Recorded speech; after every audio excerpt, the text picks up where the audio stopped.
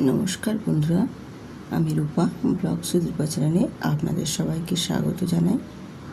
অনেক দিন পরে আবারও আমি আপনাদের মাঝে ভিডিও দিচ্ছি। কয়েকদিন অসুস্থ থাকার কারণে দিতে পারিনি।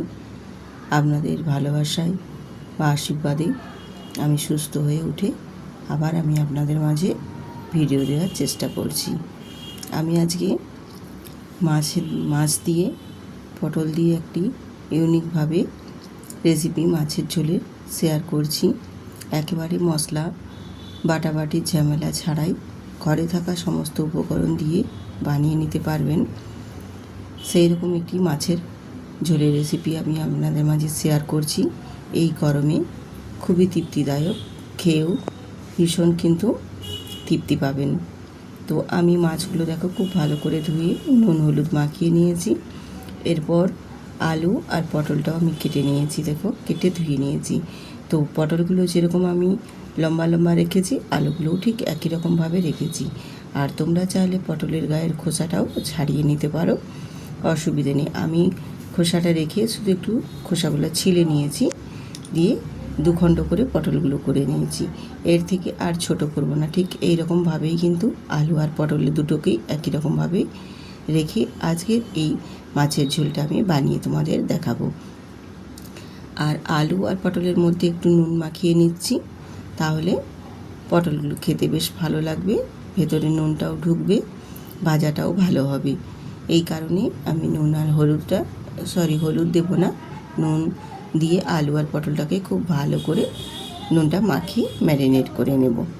এবারে আমি মাছগুলো ভেজে নেওয়ার জন্য গ্যাসেতে একটা কড়াই বসিয়ে দিয়েছি, আর কড়াইয়ের মধ্যে দিয়ে দিয়েছি সাদা তেল। আর সাদা তেলের মধ্যে সামান্য অল্প একটু হলুদ দিয়ে দিলাম। আমি মাছের গায়ে হলুদ লাগিয়ে রেখেছি, তবুও আমি একটু হলুদ দিয়ে দিলাম এই কারণে তেলের মধ্যে, যাতে মাছগুলো ফেটে না গায়ে তেলটা ছিটকে আসতে পারে, এই কারণে আমি দিয়ে দিলাম। এটা একটা টিপস, তার জন্যই আমি এটা ব্যবহার করছি। তোমরা না চাইলে না করতে পারো, যেহেতু মাছের গায়ে হলুদ দেওয়া আছে, আর না লাগালেও আর হলুদ তেলের মধ্যে না দিলেও হবে।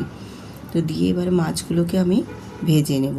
তো মাছগুলো দেখো একটা সাইড আমার ভাজা হয়ে গেছে, আমি আরেকটা সাইড মাছগুলোকে খুব আলতো হাতে একটু উল্টে নেব, যাতে না ভেঙে যায়, সেটা লক্ষ্য রেখে মাছগুলোকে কিন্তু খুব আস্তে আস্তে করে উল্টে দুটো পাশ ভেজে নিতে হবে।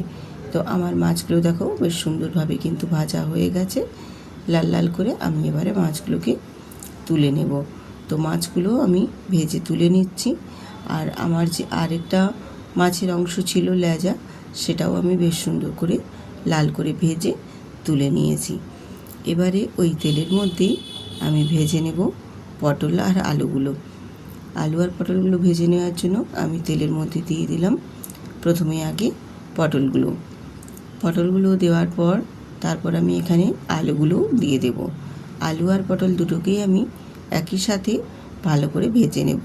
তোমরা চাইলে এখানে পটল আলাদা করে আর আলু আলাদা করেও ভেজে নিতে পারো, সেক্ষেত্রেও কোনো অসুবিধে নেই। কিন্তু আমি একই সাথে দুটোই ভেজে নিচ্ছি, তাহলে আমার সময়টা অনেকটাই কম লাগবে, দুটো একই সময়ের মধ্যেই কিন্তু ভাজা হয়ে যাবে। আলু আর পটল দুটো একসাথে দিয়ে দিলে একসাথেই বেশ সুন্দর করে ভাজা হয়ে যাবে। তো একটু সময় নিয়ে ভেজে নেবে, তাহলে বেশ সুন্দরভাবে দেখবে আলু আর পটলগুলো ভাজা হয়ে যাবে। আর যেহেতু নুন মাখিয়ে রেখেছি, সেক্ষেত্রে খুব বেশি সময় লাগবে না, বেশ তাড়াতাড়ি কিন্তু ভাজা হয়ে যাবে। আর পটল আর আলুর মধ্যে নুনটাও বেশ ভালো মতো ঢুকবে, পটলগুলো খেতে বেশ সুন্দর লাগবে। আলু আর পটলগুলোর মধ্যে দেখো আলুগুলো বেশ ভালো করে ভেজে নিয়েছি। ভেজে তুলে নেওয়ার পর এরপর আমি পটলগুলোকেও ভেজে তুলে নেব। আর পটলগুলো যেহেতু একটু সাদা ভাব লাগছে, তার জন্য একটু উল্টে দিয়েছি, উল্টে দিয়ে তারপর আমি পটলগুলোও তুলে নেব। খুব বেশি একদম লাল করে ভাজবো না, মোটামুটি একদম তেলে ছেঁকে ভেজে নিয়েছি, সেক্ষেত্রে আর খুব বেশি একদম লাল লাল করার দরকার নেই। এরপর ওই তেলের মধ্যেই আমি দিয়ে দেবো গোটা জিরে, একটা শুকনো লঙ্কা আর একটা বড় সাইজের পেঁয়াজের কুচো। একটু জিরে আর লঙ্কাটা ভাজা ভাজা করে নিয়ে বড় সাইজের পেঁয়াজের কুচোটাও এখানে আমি দিয়ে দিলাম। আর কিন্তু এখানে আমি এক্সট্রা করে কোনো তেল অ্যাড করব না, ওই তেলের মধ্যেই আমি রান্নাটা কমপ্লিট করে নেব। খুব বেশি আর তেল দেব না, এই তেলের মধ্যেই আমি রান্নাটা সেরে নেওয়ার পুরোপুরি চেষ্টা করব। তোমাদের যদি মনে হয় আর একটু দেওয়ার তাহলে দিতে পারো, কিন্তু আমার মনে হয় যেহেতু আলু আর পটল ভেজে নিয়েছি সেক্ষেত্রে আর না তেলটা দেওয়াই ভালো। পেঁয়াজটা দেখো একটু নাড়াচাড়া করে ভেজে ভেজে নিচ্ছি, একটু হালকা করে ভেজে নেব। ভেজে নেওয়ার পর এর মধ্যে দিয়ে দেবো কাশ্মীরি লঙ্কার গুঁড়ো আর দেবো হলুদের গুঁড়ো। ঝালের জন্য আমি এখানে যেহেতু একটা শুকনো লঙ্কা দিয়েছি, এরপরে আমি আরও কাঁচা লঙ্কা অ্যাড করব, সেক্ষেত্রে এখানে আমি আর গুঁড়ো লঙ্কা দিচ্ছি না। তোমরা যদি পছন্দ করো গুঁড়ো লঙ্কার তাহলে এখানে গুঁড়ো লঙ্কারও তোমরা ব্যবহার করতে পারো। দিয়ে খুব ভালো করে আমি পেঁয়াজের সাথে কষিয়ে নিয়েছি। কষিয়ে নিয়ে এখানে আমি দিয়ে দেব 1 চামচের মতো আদা গ্রেট করে নেওয়া। আমি এখানে আদাটা গ্রেট করে দিয়েছি, তোমরা চাইলে বেটেও নিতে পারো। যেহেতু আমি বাটাবাটির কোনো আর ঝামেলায় রাখবো না, একদম খুব তাড়াতাড়ির মধ্যে রান্নাটা কমপ্লিট করব, সেই কারণে এখানে আমি গ্রেট করে নেওয়া আদা দিয়েছি আর একটা টমেটো দিয়ে দিয়েছি। আর অল্প একটু জল দিয়ে খুব ভালো করে মশলাটাকে কষিয়ে নেব। আর এই রকমভাবে মশলাটা একটু কষিয়ে নিলে মশলাগুলো বেশ একদম সুন্দরভাবে কষানো হয়ে যাবে আর মশলার কাঁচা গন্ধটাও একেবারে চলে যাবে। আর টমেটোটা যেহেতু আমি এখানে একটু জল দিয়ে নাড়াচাড়া করে নিয়েছি আর একটু স্বাদ মতো নুন দিয়ে দিলাম, দিয়ে একটু ঢেকে দেবো, টমেটোটাও বেশ সুন্দরভাবে নরম হয়ে যাবে। এরপর ঢাকনা একটু দিয়ে দিয়েছিলাম, আর ঢাকনা দেওয়ার কারণে টমেটোটা বেশ অনেকটাই নরম হয়ে গেছে। এবার একটু খুন্তি দিয়ে নাড়াচাড়া দিয়ে টমেটোগুলোকে আর একটু গুলিয়ে নিয়েছি। বেশ সুন্দরভাবে দেখো টমেটোগুলো গলে বেশ মশলাটা খুব সুন্দরভাবে রেডি হয়ে গেছে। এই পর্যায়ে এখানে আমি ভেজে রাখা পটল আর আলুগুলো দিয়ে দেব। আলু আর পটলটা দিয়ে মশলার সাথে আর একটু কষিয়ে নেব। এই রকমভাবে যদি মাছের ঝোল রান্না করা হয় এই গরম গরমে খেতে কিন্তু বেশ ভালো লাগবে। এই গরমে গরম ভাতের সাথে আর কিছুই কিন্তু লাগবে না, ভীষণ সুন্দর লাগে। আমরা তো পটলকে অনেক রকমভাবেই কেটে রান্না করেছি, একবার এই রকম লম্বা লম্বা করে পটল আর লম্বা লম্বা আলু কেটে একটিবার মাছের ঝোল বানিয়ে দেখবেন, খেতে পুরো অমৃত স্বাদ। অনেকেই হয়তো জানে না যে এইভাবে পটল রান্না করলে এর স্বাদ যে কত সুন্দর হয়, অনেকেই হয়তো জানে না। তাই আমি আজকে তোমাদের এই আলু পটল দিয়ে মাছের রেসিপিটি শেয়ার করেছি, একটিবার এই গরমে বানিয়ে দেখবেন, খেতে কিন্তু ভীষণই অসাধারণ লাগে।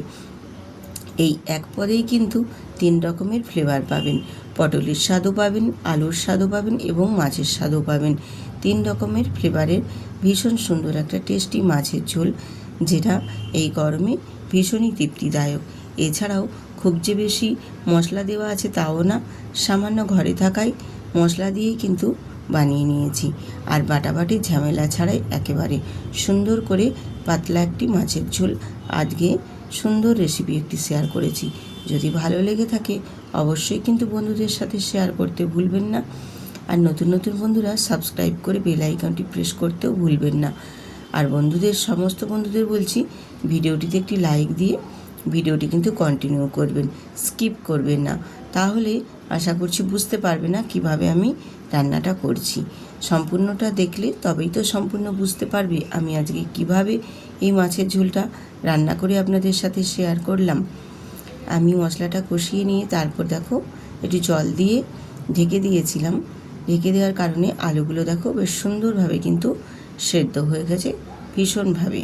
দেখো আলুগুলো এত সুন্দরভাবে সেদ্ধ হয়েছে, আমি একটা খুন্তি দিয়ে কেটে তোমাদের দেখিয়ে দিচ্ছি। এরপর যেহেতু আলুগুলো সেদ্ধ হয়ে গেছে আর তরকারিটাও মোটামুটি বেশ কমপ্লিটের মুখে হয়ে গেছে, এই সময় আমি একটু অল্প চিনি দিয়ে দেব। তো চিনিটা দিলে স্বাদটা কিন্তু ব্যালেন্স খুব সুন্দর করে, খেতে ভীষণ ভালো লাগে। তোমরা যারা চিনিটা পছন্দ করো না তারা বাদ দিয়ে দিতে পারো, স্কিপ করে যেতে পারো, চিনিটা দেওয়ার দরকার নেই। তো যেহেতু আমরা একটু চিনি খাওয়া পছন্দ করি সেক্ষেত্রে এই জন্য একটু চিনি দিয়েছি। আর পটলগুলো চিনি দিলে খেতে বেশ ভালো লাগে। এইভাবে একটু নাড়াচাড়া করে নেওয়ার পর চিনিটা দিয়ে তারপর একটু ফুটিয়ে নিয়ে এরপর গ্যাসটা আমি অফ করে নামিয়ে নেব।